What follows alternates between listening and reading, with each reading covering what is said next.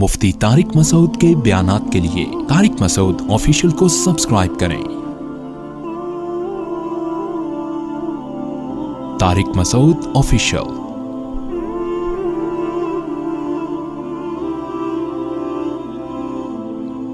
اللیل النہار، وہ رات کو دن پہ ڈھانپ لیتا ہے، یطلبہ حثیثا، اور وہ رات اس کو فوراً طلب کر رہی ہوتی ہے، فوراً اس کے پیچھے آ رہی ہوتی ہے۔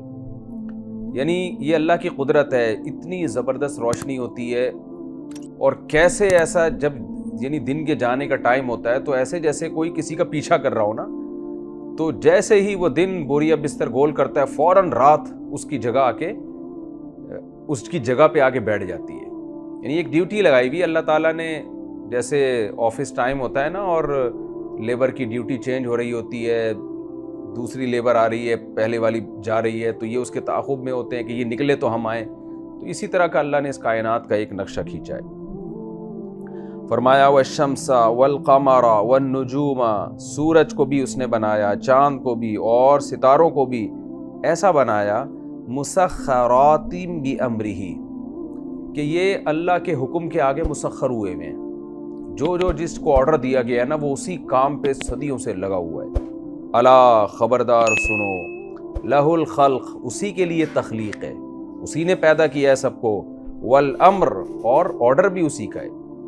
بہت سے لوگ یہ بات تو مان لیتے ہیں کہ کوئی اس کائنات کا بنانے والا ہے، یعنی خلق ہے، لیکن امر کو نہیں مانتے۔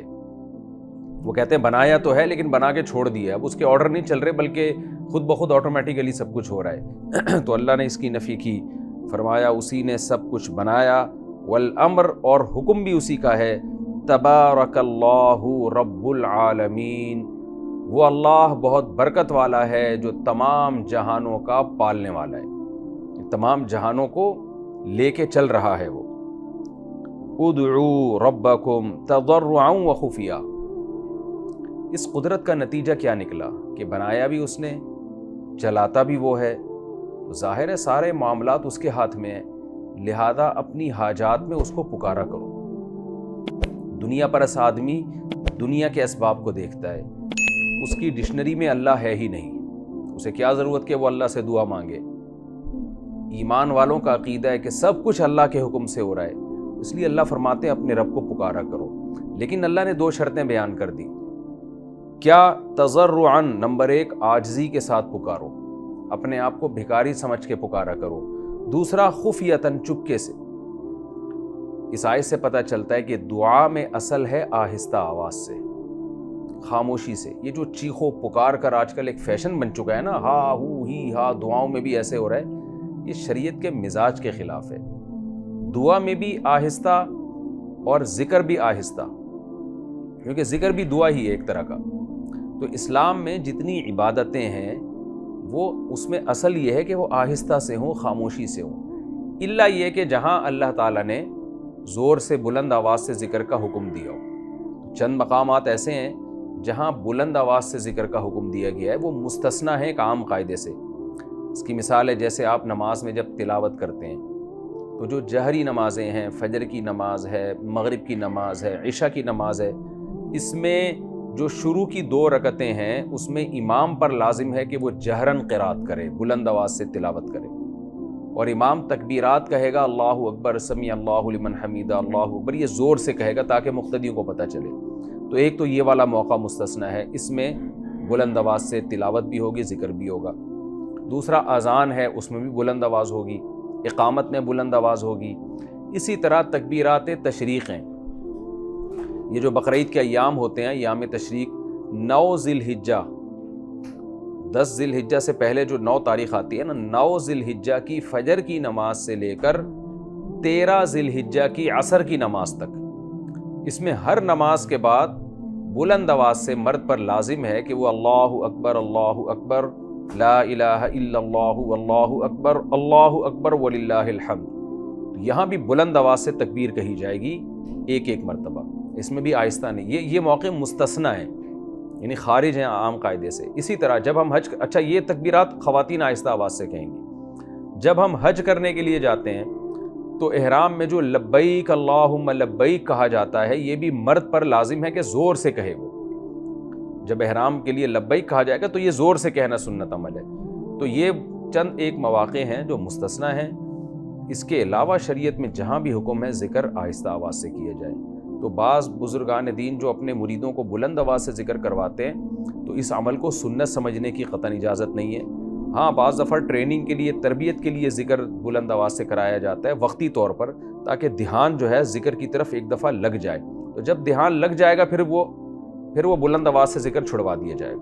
میں اس لیے کہہ رہا ہوں کہ آج ہم نے دیکھا ہے بعض دفعہ ذکر کی محفلیں ہوتی ہیں، چیخ و پکار لگی ہوئی ہوتی ہے، باقاعدہ لاؤڈ سپیکر آن کیا جاتا ہے اور پورے محلے کو وہ ذکر سنایا جاتا ہے۔ اس عمل کے بدعت اور ناجائز ہونے میں دو رائے نہیں ہو سکتی۔ ہمیں اس طرح سے اللہ کی عبادت کرنی ہے جس طرح سے ہمیں بتایا گیا ہے۔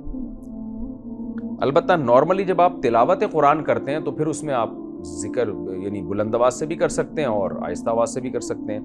اسی طرح رات کی جو نمازیں ہیں مغرب سے لے کے فجر تک، اس میں بھی شریعت نے یعنی طلوع آفتاب تک، اس میں بھی شریعت نے اجازت دی ہے کہ اگر آپ انفرادی نماز پڑھ رہے ہیں تو آپ بلند آواز سے بھی تلاوت کر سکتے ہیں اور آہستہ آواز سے بھی تلاوت کر سکتے ہیں۔ تو اللہ نے فرمایا ادعوا ربکم، اپنے رب کو پکارو، تضرعا عاجزی کے ساتھ، وخفیۃ اور چپکے سے، انہ لا يحب المعتدین، اللہ حد سے تجاوز کرنے والوں کو پسند نہیں کرتا۔ یعنی دعا میں بھی حد سے تجاوز مت کرو۔ حد سے تجاوز کیسے؟ ایک تو یہی ہے کہ چپکے سے نہیں پکار رہے بلکہ شور شرابہ زیادہ کر رہے ہو، جیسے بعض لوگ نا ایکٹنگ کرتے ہیں دنیا کو دکھانے کے لیے، دعاؤں کے باقاعدہ پروگرام ہو رہے ہیں، اس میں رونے کے مقابلے ہو رہے ہیں، یہ ڈرامے بازی ہے، یہ بھی حد اعتدال سے تجاوز ہے۔ اور دوسرا تجاوز کیا ہے؟ چیخ و پکار کرنا۔ تیسرا تجاوز حدیث سے ثابت ہے، حدیث میں آتا ہے کہ حدیث کا مفہوم بیان کر رہا ہوں جو حدیث سے فقہا نے اخذ کیا ہے کہ ایسی دعا مانگنا جو اللہ کے شایان شان نہیں ہے، اس طرح سے مانگنا جو بے ادبی میں آتا ہے، ایسی دعا مانگنا بھی حد اعتدال سے تجاوز ہے۔ مثال کے طور پر آپ اللہ سے یوں دعا مانگیں، اے اللہ مجھے مالی وسعت دے، مجھے کشادہ رزق حلال دے، مجھے سکون والی زندگی دے، یہ تو ٹھیک ہے۔ لیکن آپ یہ دعا مانگیں، اے اللہ میں جب صبح اٹھوں تو میرے بٹوے میں 5,000 روپے ڈال دے، اے اللہ میری تنخواہ کم سے کم 3 لاکھ روپے کر دے، یہ جو الفاظ ہیں نا یہ بے ادبی کے زمرے میں آتے ہیں۔ اس طرح سے دعا مانگنا، اس طرح ایک روایت میں آتا ہے اس طرح دعا مانگنا، یہ تو ٹھیک ہے اللہ مجھے جنت الفردوس دے، جنت الفردوس کی اعلیٰ نعمتیں دے، لیکن بعض نے اس طرح دعا مانگی کہ اے اللہ جنت میں مجھے دائیں طرف ایک محل دے دے۔ اب یہ بھی ایک ادب کے خلاف ہے کہ تمہیں اس سے کیا کرنا ہے، دائیں طرف محل، بائیں طرف محل، سامنے محل، پیچھے، جنت الفردوس مانگو تو سب کچھ مل جائے گا۔ تو اس طرح کی چیزیں نام لے کے اس طرح مانگنا یہ بھی ایک ادب کے خلاف ہے، یہ بھی دعا میں حد اعتدال سے تجاوز ہے۔ بعض لوگ یہ دعا مانگ رہے ہوتے ہیں، نوجوانوں کا تو بڑا مسئلہ ہے، اللہ میری فلاں جگہ لازمی شادی کرا دے، یہ بھی غلط ہے۔ آپ دعا یوں مانگیں، اللہ تیرے علم میں اگر فلاں جگہ نکاح تیرے علم میں اگر میرے لیے بہتر ہے تو وہاں مقدر کر دے، ورنہ جہاں تیرے علم میں بہتر ہو وہاں مقدر کر، کیونکہ تیرا علم زیادہ ہے میرا علم کم ہے۔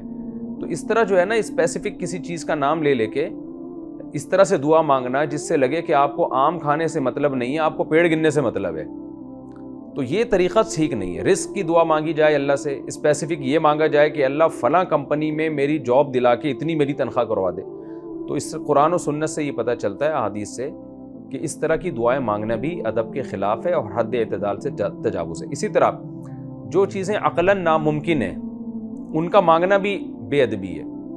مثال کے طور پر آپ دعا مانگ رہے ہیں، اللہ میرے جیب میں جو 5,000 روپے پڑے ہوئے ہیں، اے اللہ تو اس کو سونے کا بنا دے، اس کو ڈالر میں تبدیل کر دے، 5,000 ڈالر نوٹوں میں تبدیل کر دے اس کو، تو یہ بھی بدتمیزی کی زمرے میں آتی ہیں یہ چیزیں۔ تو یہ ہوتا ہے بعض لوگ، اے اللہ اس مٹی کو سونا بنا دے۔ تو آج مجھے کسی نے کہا کہ میں یہ دعا مانگتا ہوں، مجھے کسی نے خود بتایا کہ میرا یہ دعا معمول ہے کہ اے اللہ تو جو ہے مجھے فلانی جگہ پہ ایک پلاٹ دلوا دے اور اس پہ میرا ایک گھر بنا دے، کچھ اس طرح کے نا لوگ۔ تو بھائی آپ اللہ سے جو مقصد ہے نا اس کو فوکس کرنا چاہیے۔ آپ فلاں جگہ پلاٹ کیوں لینا چاہتے ہو، وہ جگہ اچھی ہے تو آپ یہ دعا مانگو، اللہ میرا گھر کسی اچھی جگہ پر ہو، جیسے حدیث میں آتے ہیں اللہم اغفر لی ذنبی ووسع لی فی داری، میرے گھر میں وسعت پیدا کر دے۔ تو برکت والا گھر چاہیے مجھے، تو اس طرح کی دعا مانگنی چاہیے. تو یہ بھی حد اعتدال سے تجاوز ہے. تو چیخنا پکارنا، ہاں دیکھیں کبھی انسان جذبات میں آ جائے اور آواز بلند ہو جائے اس کی، وہ ایک الگ چیز ہے. لیکن ہمارے ہاں بعض جگہوں پر مسجدوں پہ ہم نے دیکھا ہے لاؤڈ اسپیکر آن کر کے باقاعدہ پروگرام ہو رہے ہوتے ہیں دعاؤں کے، اور مقابلے شروع ہو گئے ہیں اس میں.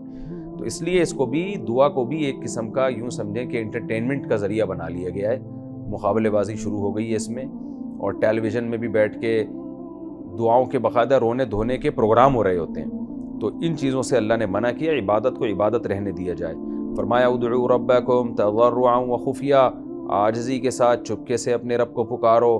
انہ لا يحب المعتدین، اللہ حد سے تجاوز کرنے والوں کو پسند نہیں کرتا. ایک اور جگہ پہ قرآن میں آتا ہے وما انا من المتکلفین، میں تکلف کرنے والوں میں نہیں ہوں. تو دعا میں تکلف جو ہے نا، بناوٹ، یہ بھی اللہ کو پسند نہیں ہے. ہاں ایک بناوٹ وہ ہے جو اللہ کو دکھانے کے لیے، جیسے حدیث میں آتا ہے دعا میں رونا نہیں آتا تو رونے جیسی صورت بنا لو. تو اللہ سے کہہ دیا جائے اللہ میں یہ کر سکتا ہوں، میرے بس میں ہے، کیونکہ جو انسان کے اختیار میں نہیں ہے رونا. تو رونے جیسی صورت اللہ کے سامنے بیان کرنا تاکہ عاجزی جھلکے، یہ چیز تکلف میں نہیں آتی. فرمایا وَلَا تُفْسِدُوا فِي الْأَرْضِ بَعْدَ إِصْلَاحِهَا، اور زمین میں جب ایک دفعہ اصلاح ہو جائے تو پھر فساد نہ پھیلاؤ. کیا مطلب؟ قرآن نازل ہو رہا ہے، زمین سے شرک کا خاتمہ ہو رہا ہے، لوگ عبادت پر آ رہے ہیں، جھوٹ سے، زنا سے، یتیم کا مال کھانے سے بچ رہے ہیں. تو جب قرآن کے ذریعے، اسلام کے ذریعے زمین سے فساد ختم ہو تو پھر جو فساد پھیلانے کی کوشش کرے گا وہ زیادہ بڑا مجرم ہوگا. تو ایک عام اصول بیان کیا کہ اصلاح کسی معاشرے کی ہو جائے پھر نیگیٹیوٹی پھیلانا، پھر فساد پھیلانا، یہ بڑا جرم ہے. وَادْعُوهُ، اور اپنے رب کو پکارو، خوفاً وطمعا.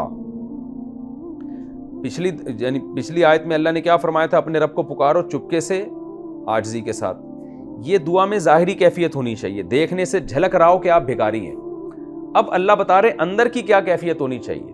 اوپر کا تو بتا دیا کہ اعتدال سے نہیں، اعتدال سے ہٹ کے نہیں مانگو، جیسے ناممکن چیزوں کو مانگنا شروع کر دیا کہ اللہ مجھے 1000 سال عمر دے دے. یہ بھی ایک ناممکنات میں آتی ہے نا. عام طور پر ناممکنات کا مطلب عام طور پر ایسا ہوتا نہیں ہے، تو آپ کیوں اللہ سے 1000 سال عمر مانگ رہے ہیں؟ آپ کہیں کہ اللہ میری عمر میں برکت دے دے، مجھے لمبی عمر دے دے. اس طرح کے الفاظ استعمال کرنے چاہیے. تو پہلے اللہ نے حکم دیا دعا کے ظاہری آداب، اب دعا کے باطنی آداب. اندر کنڈیشن کیا ہونی چاہیے؟ خوفاً وطمعا، خوف بھی ہو اور طمع بھی ہو. خوف اپنے گناہوں کا ہو اور طمع اللہ کی رحمت کی ہو. اس کنڈیشن میں آپ دعا مانگیں.